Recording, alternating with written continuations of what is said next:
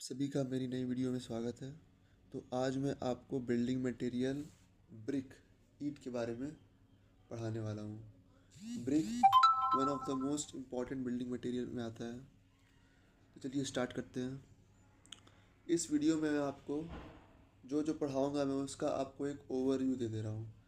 जैसे कि हम पढ़ेंगे हिस्ट्री ऑफ ब्रिक, यानी कि ब्रिक कैसे बना, कब पहली बार वो इंट्रोड्यूस करा गया था, ब्रिक बनता कैसे है, ब्रिक के कुछ स्टैंडर्ड साइज़, टर्म्स, ब्रिक के जो हर एक एक पार्ट्स हैं उनको क्या कहते हैं, वो टर्म्स के बारे में बताऊंगा मैं आपको। एक अच्छे क्वालिटी के ब्रिक की प्रॉपर्टीज़ क्या होती है, मतलब अगर जज करना है कि कोई ब्रिक अच्छी क्वालिटी का है तो आप कौन कौन से क्राइटेरिया से उसको जज कर सकते हैं। और टाइप्स ऑफ बॉन्ड्स, कंस्ट्रक्शन के टाइम पर ब्रिक से हम कौन से अलग अलग तरीके के बॉन्ड्स क्रिएट करते हैं, जिसका अलग अलग स्ट्रेंथ होता है और मीनिंग होता है, वो भी मैं आपको आगे इस वीडियो में बताने वाला हूँ। तो चलिए स्टार्ट करते हैं। सबसे पहले history of brick. Brick are one of the oldest building material, first made from sun dried mud, यानी कि जो क्ले है, जो मिट्टी है, उसको शेप में ला करके, रेक्टेंगल शेप में ला करके सन के नीचे ड्राई करना, यानी सुखाना।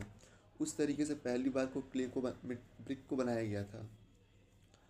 ब्रिक सबसे पहले पूरी दुनिया में इंडस वैली सिविलाइजेशन, सिंधु घाटी सभ्यता में बना था, अराउंड 3500 BC एगो। Fire brick were developed making them stronger and durable. उस टाइम पर पहली बार फायर ब्रिक का इंट्रोड्यूस करा गया था, यानी कि वो लोग लाल जो ईंट होती है जिसको जलाया जाता है भट्टी में, उस ईंट का वो लोग यूज़ कर रहे थे इंडस वैली के लोग। Ancient structure like great bath, जो कि ग्रेट बाथ यानी कि जो एक बहुत बड़ा एक स्नान घर था, उसको इसी ब्रिक से बनाया गया था, बर्न्ट ब्रिक से, यानी कि लाल ईंट से। The Roman empire improve the production and construction technique. Roman empire ने आगे चल करके इसमें कुछ इम्प्रूवमेंट्स करी। ग्रेट बाथ दो ही जगह है, इंडस वैली और रोमन में एम्पायर में, और रोमन एम्पायर से पहले इसको इंडस वैली में बनाया गया था। Today's brick are modern, durable and widely use in sustainable construction. आज का जो ब्रिक है उसको थोड़ा मॉडिफाई कर दिया गया है, एक सस्टेनेबल डेवलपमेंट के पॉइंट ऑफ व्यू से भी उसको देखा जाता है ब्रिक को। आगे चलते हैं।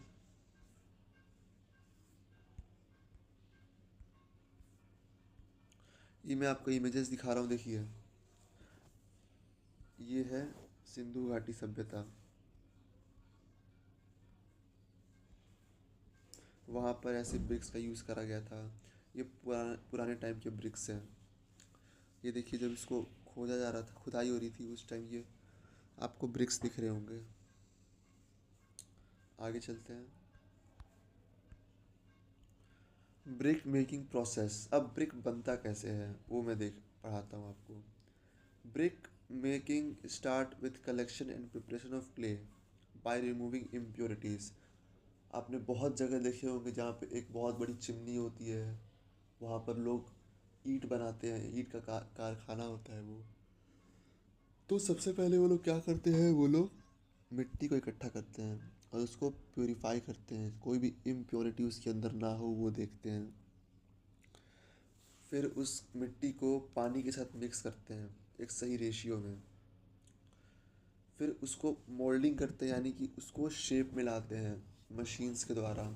एक वुडन टाइप का एक शेपर होता है, उसमें उसको डाल करके मिट्टी को ईंट की शेप देते हैं। फिर जो ब्रिक को शेप देने के बाद उसको धूप में सुखा देते हैं ताकि उसका जितना भी मॉइस्चर है वो हट जाए। जब वो सूख जाता है आफ्टर ड्राइंग, उस ब्रिक को चिमनी में, जब आप चिमनी देखते हो ना, उसमें उसको हाई टेम्परेचर में बर्न करते हैं। उस चिमनीज को क्लिंग कहते हैं, KLIN, क्लिंग कहते हैं। उसमें उसको बर्न करते हैं। बर्निंग से क्या होता है कि वो कठोर हो जाता है, उसकी स्ट्रेंथ बढ़ जाती है, ड्यूरेबल होता है और हार्ड हो जाता है। फिर उसके बाद से उसको बर्न करने के बाद उसको ठंडा करा जाता है, बस फिर यूज़ के लिए रेडी है ब्रिक। यही था ब्रिक बनने का प्रोसेस। ब्रिक समझ देता हूँ मैं आपको। ब्रिक मिट्टी से बनता है और उसको हाई टेम्परेचर पे बर्न करा जाता है ताकि उसमें स्ट्रेंथ आ जाए और ड्यूरेबिलिटी आ जाए।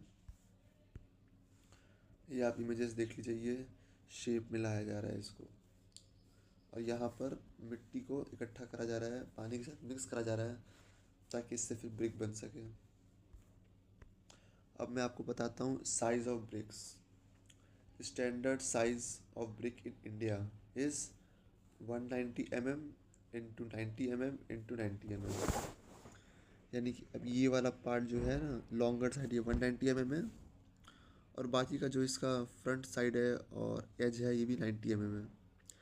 इसी को अगर हम लोग इंच में कर देते हैं तो 7.48 इंच का इसका लेंथ है, और यहाँ पर जो इसका ब्रेथ है और इसकी हाइट है ये 3.54 इंचेस की दोनों है।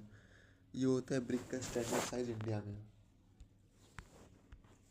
अब मैं आपको बताता हूँ टर्म्स ऑफ ब्रिक्स, इमेजेस से आपको भी समझा दूंगा।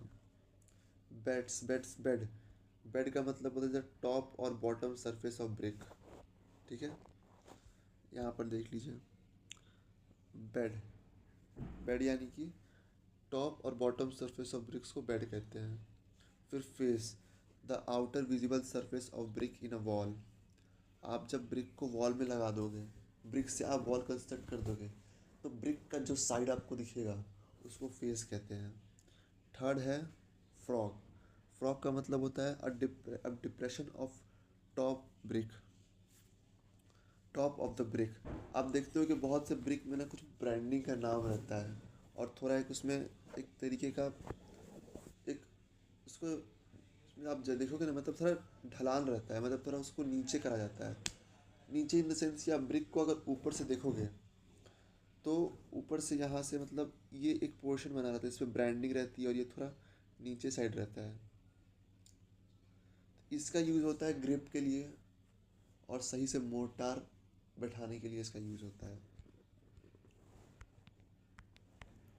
फिर आते हैं एरिस। एरिस यानी कि एरिस का मतलब है, यहाँ पर आप देख सकते हैं एजेस, जो भी ब्रिक के एजेस होते हैं जो मैंने आपको बताया था 90 सेंटीमीटर के हैं, वो एरिस कहते हैं उसको हम।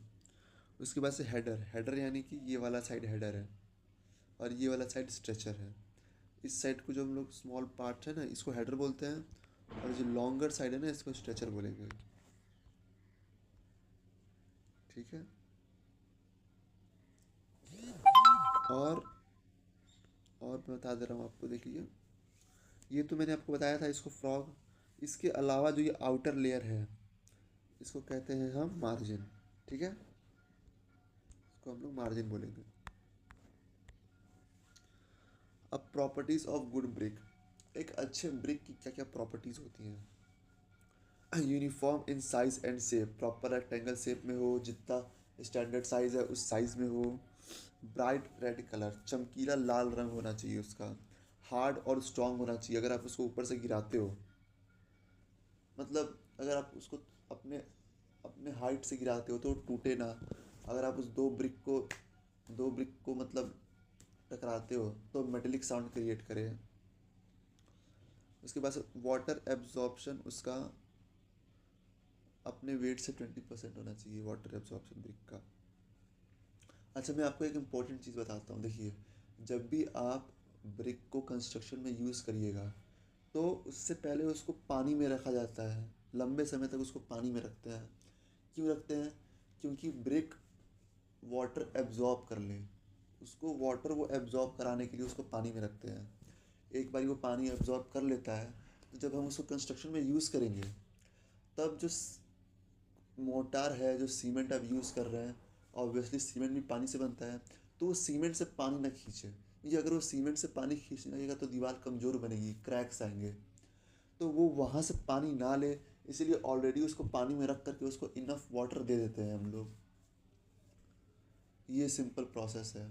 और जो बचा कुचा वो पानी लेता भी होगा तो आप देखते होंगे कि हम लोग क्योरिंग का प्रोसेस होता है, तरी करना। आप देखोगे जब आप घर बनाते हो, एक दीवार भी बनाते हो, तो आप शाम को उसको पानी देते होगे, उसको तरी करते होगे। उस प्रोसेस को क्योरिंग कहते हैं, ताकि इनफ क्वांटिटी में उन लोगों को वाटर मिल जाए। ठीक है, ये इंपॉर्टेंट चीज़ें जो मैंने आपको बता दी। वापस प्रॉपर्टीज़ पर आते हैं। कोई क्रैक नहीं होना चाहिए, रिंगिंग साउंड आना चाहिए, मेटेलिक साउंड, उसको स्ट्रैक करने पे, टकराने पे दो ब्रिक को, ड्यूरेबल और वाटर रेजिस्टेंस होना चाहिए हाई टेम्परेचर में भी। ये कुछ क्वालिटीज़ हैं ब्रिक्स की। आगे चलते हैं। अब आ जाते हैं टाइप्स ऑफ ब्रिक बॉन्ड्स। जब भी आप कंस्ट्रक्शन करोगे आप इसको आज से ऑब्जर्व करना स्टार्ट करना। जब भी आप कंस्ट्रक्शन करोगे आप देखोगे अलग अलग, आप इन चारों में से कोई एक पैटर्न देखोगे हर, वैसे तो और हैं बट मेन यही चार हैं। मेन सिर्फ और सिर्फ यही चार पैटर्न्स है जो आप हर जगह देखोगे। अब आप आज से इसको ऑब्जर्व करना। पहला है स्ट्रेचर बॉन्ड, दूसरा हेडर बॉन्ड, तीसरा इंग्लिश बॉन्ड और फोर्थ फ्लेमिश बॉन्ड। मैं आपको आगे एक एक करके एक एक बॉन्ड के बारे में बताऊंगा। पहला है स्ट्रेचर बॉन्ड। याद है मैंने आपको बताया था कि हेडर साइड, जो छोटी वाली साइड होती है उसको हेडर बोलते हैं हम। याद रखना ये हेडर और स्ट्रेचर ये दो इंपॉर्टेंट है और ये आपके काम आएगा आगे बॉन्ड में जब पढ़ाऊंगा तो। ये हेडर है छोटा वाला पार्ट, ये स्ट्रेचर है इसका लॉन्ग साइड। वैसे ही ये हेडर हो जाएगा और ये स्ट्रेचर हो जाएगा, ठीक है। तो पहला है, नाम से ही समझ जाइए आप, स्ट्रेचर बॉन्ड है, यानी कि उसको इस वे में अरेंज करेंगे कि उसका स्ट्रेचर पार्ट दिखे, उसको रेक्टेंगुलर ही हम लोग रखेंगे, ठीक है। उसको मतलब कि वर्टिकली जैसा ब्रिक है वैसा रख देंगे हम लोग, ठीक है। हॉरिजेंटली, सॉरी वर्टिकली नहीं, हॉरिजेंटली उसको रख देंगे ब्रिक को। Brick are laid only stretcher visible, यानी कि उसका सिर्फ स्ट्रेचर साइड दिखेगा। Simple and most common, use for half brick thick wall, not very strong और लोड बेरिंग। ये ज़्यादा स्ट्रॉन्ग नहीं होता, ज़्यादा लोड ले नहीं सकता है। अगर आप बाउंड्री कर रहे हो कहीं का, किसी घर का, किसी ज़मीन का, तो आप इस बॉन्ड का यूज़ कर सकते हो, ठीक है। आगे चलते हैं हेडर बॉन्ड। जैसे स्ट्रेचर था वैसे हेडर है। आप उसको वर्टिकल हॉरिजेंटली रख रहे थे ताकि उसका वो लॉन्गर साइड दिखे। अब आप इसको वर्टिकली रखोगे, अब आप इसको वर्टिकली रखोगे ताकि इसका वो जो छोटा वाला पार्ट है ना वो शो हो, वो हेडर बॉन्ड है। ये एक्चुअली आपको इतना लंबा इसलिए दिख रहा होगा, ये ब्रिक्स आपको हेडर टाइप के दिख नहीं रहे होंगे। उसका रीज़न ये है कि एक्चुअली इस इमेज को मैंने स्ट्रेच कर दिया था तो इस वजह से ये एक्सपेंड हो गया है, तो इमेजेस थोड़ी फैल गई हैं, तो उस वजह से आपको ये ब्रिक्स लंबी दिख रही होंगी। बट कोई ना, आप समझ जाइएगा। जो छोटा वाला शॉर्ट फेस है ना उसका यूज़ करते हैं, उस तरीके से इसको अरेंज करते हैं ताकि उसका शॉर्टर फेस दिखे। इस ये एक्चुअली में ज़्यादा स्ट्रेंथ प्रोवाइड करता है as compare to stretcher bond. आगे चलते हैं। इंग्लिश बॉन्ड, जो कि सबसे स्ट्रॉन्ग माना जाता है, सबसे स्ट्रॉन्ग और सबसे बेस्ट बॉन्ड माना जाता है इंग्लिश बॉन्ड। इसमें क्या होता है कि alternate rose of stretcher and header, ठीक है। पहले लाइन में आप सिर्फ स्ट्रेचर लगाएंगे, दूसरी में सिर्फ हेडर, तीसरी में स्ट्रेचर। देखिए यहाँ पे आपको हेडर दिख रहा होगा, ये स्ट्रेचर है और ये हेडर है। तो पहली लाइन में सिर्फ स्ट्रेचर सिर्फ हेडर, सिर्फ स्ट्रेचर सिर्फ हेडर, ठीक है। तो ये इंग्लिश बॉन्ड है। स्ट्रॉन्गेस्ट होता है, सबसे ड्यूरेबल होता है, वाइडली यूज्ड इन कंस्ट्रक्शन, ठीक है। इंग्लिश बॉन्ड है। अब फ्लेमिश बॉन्ड पे आ जाइए। फ्लेमिश बॉन्ड, अब इसमें क्या था कि एक रो सेम होगा, दूसरा रो सेम होगा, डिफरेंट होकर सेम होगा। पहला रो सिर्फ और सिर्फ हेडर, दूसरा रो सिर्फ और सिर्फ स्ट्रेचर, ठीक है। इसमें रो वाइज था इंग्लिश में। फ्लेमिश में इसका ऑपोजिट है, पहले हेडर फिर स्ट्रेचर हर रो में, पहले हेडर फिर स्ट्रेचर, पहले हेडर फिर stretcher. Each row have alternate header and stretcher, give good appearance aesthetic look. ये रहने दीजिएगा, ये काम करनी है आपके, इसको हटा देते हैं। आप बस यही समझिएगा, पहले हेडर स्ट्रेचर हेडर स्ट्रेचर, इस फॉर्मेट में ये चलता जाएगा फ्लेमिश बॉन्ड, ठीक है। आगे चलते हैं। तो इसी के साथ मैंने आपको ब्रिक्स के बारे में इनफ नॉलेज दे दी है। आगे मैं आपको और एडवांस में इन चीज़ों के बारे में बताऊंगा। अभी मैं आपको ओवरव्यू दिया था, समरी। आप अभी से नोट्स बना लीजिएगा, प्रॉपर प्रैक्टिस करिएगा इसको, और जो भी ब्रिक बॉन्ड्स मैंने पढ़ाया है उसको आप ऑब्जर्व करिएगा। कहीं भी कंस्ट्रक्शन हो रहा है या फिर कहीं भी ऐसी जगह है जहाँ ब्रिक से कुछ बनाया गया है तो आप वहाँ पे इन बॉन्ड्स को ज़रूर ऑब्जर्व करिएगा। इंटीरियर ऑब्जर्व करने का एक गेम है। Okay, thank you. मिलते हैं नेक्स्ट वीडियो में। मैं आपको कोई दूसरा बिल्डिंग मटेरियल के बारे में पढ़ाऊँगा। इससे पहले मैं आपको सीमेंट के बारे में भी पढ़ा चुका हूँ, अब ब्रिक था। आगे मैं और बिल्डिंग मटेरियल्स के बारे में वीडियोज़ लेके आऊँगा। Thank you very much.